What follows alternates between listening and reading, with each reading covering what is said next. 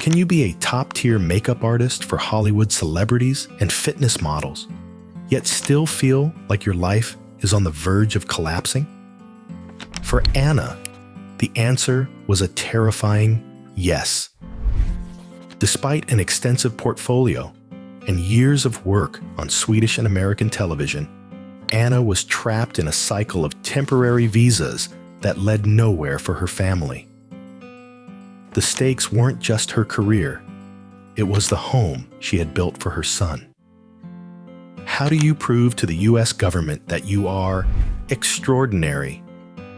What specific categories did Anna use to secure a green card in just 10 days? And what happens when a lawyer actually believes in your talent before you even believe in yourself? Let's find out.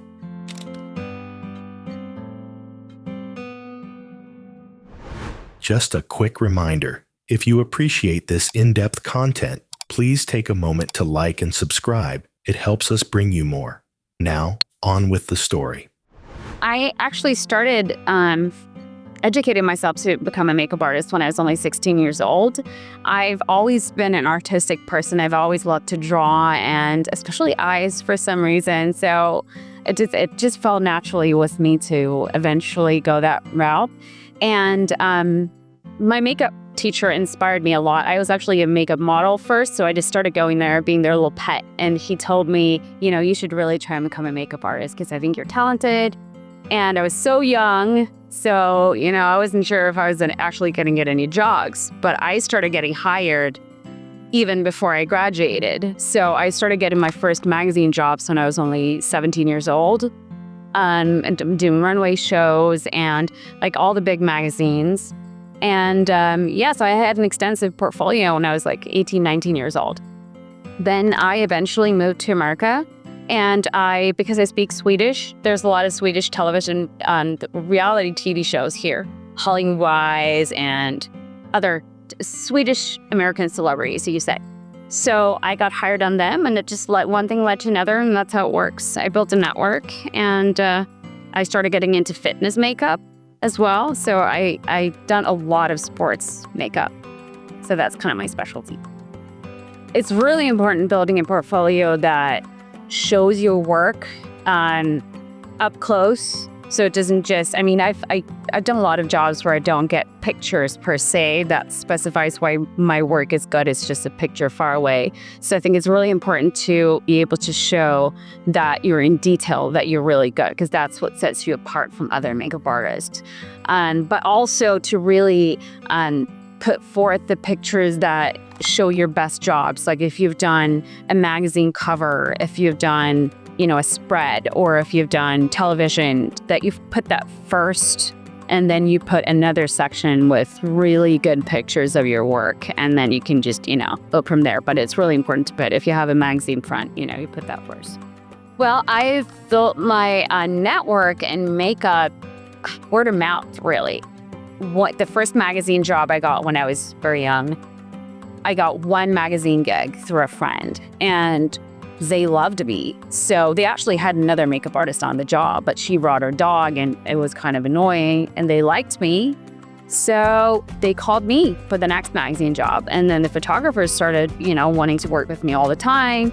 And then that stylist that I worked with called me for another, and it kind of just one thing leads to another in this business.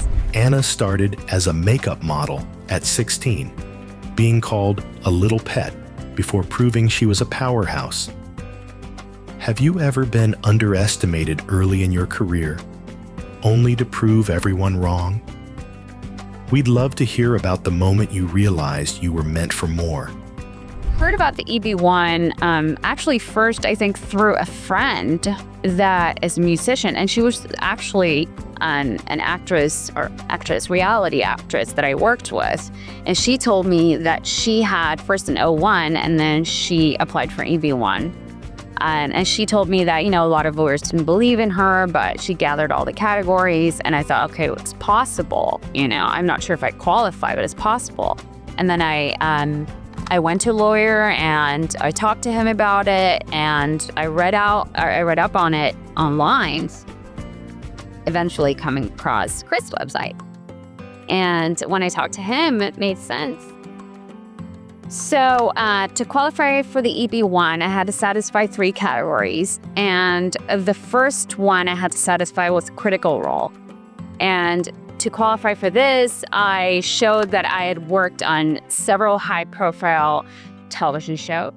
So when I worked on these television shows, I was the head makeup artist, the lead makeup artist, and I was in charge of everything, makeovers, and I was on camera. So I was a vital part of each show that I worked on. So the second category that I had to fill was judging. And to fill that category, you have to show that you were invited to judge in a high-profile event. So it can't just be any local competition. It has to be something that is of value in the business that shows that you are, high up enough to judge others in their work. The third category that I had to fulfill was high salary. And in order to do that, you have to show that you are above the 90th percentile of your category of work. So I had to show basically that I made more than 90% of everyone who's makeup artists. And so, that's what I had to do. Anna says that close-up details are what set an artist apart. In your own field, what is that one small thing that separates a professional from a true expert? Share your secret sauce in the comments. When I found Chris, it was like an epiphany for me. I had no idea that a lawyer could be so genuine and so thorough, and just that anyone wouldn't believe in me to think that I was actually extraordinary. I mean, most of the time you don't walk around thinking that you're extraordinary, but obviously Chris thought I was a little bit. So, I've had quite a long immigration history with all the E2 and business visas, and it didn't really lead anywhere for me and my family. I have a son, and he's grown up here, even though he was not born here. So I had to think of the future. So when I talked to Chris the first time, I felt like there was a future. There was hope for a longer future in the U.S. I found Chris through Google. Actually, I was just Googling away, trying to find options that would lead to green card. And his site kept popping up because he offered such extensive information about all the different categories. And I was baffled because I've never actually seen that before. Every time you go to a website, it's all call this number, call for a consult. There's no information whatsoever. The only stuff you really find are on, Yahoo or something like all these forums, immigration forums, or UCIS website. But it's never as extensive as it is on this website. So I thought, I read on all the categories and I thought, maybe I could actually satisfy them. And so I called his office, or I emailed him and I said, this and this and this I've done. And to my surprise, I got an optimistic response, and he called me up personally, which lawyers never do that. And it made me feel like this guy actually cares. It felt so genuine. And he took time to talk to me for, I think it was almost an hour. So it's been an amazing experience throughout the whole thing. I've had contact with them. I could see online. I could, check my case status. And I got every time I was down and feeling negative, I talked to their office and I felt up and happy again. And it was like that the whole time. High salary, judging others, critical roles. The EB-1 requirements sound intimidating. If you had to pick one achievement from your career that feels extraordinary, what would it be? Don't be shy. Brag a little in the comments.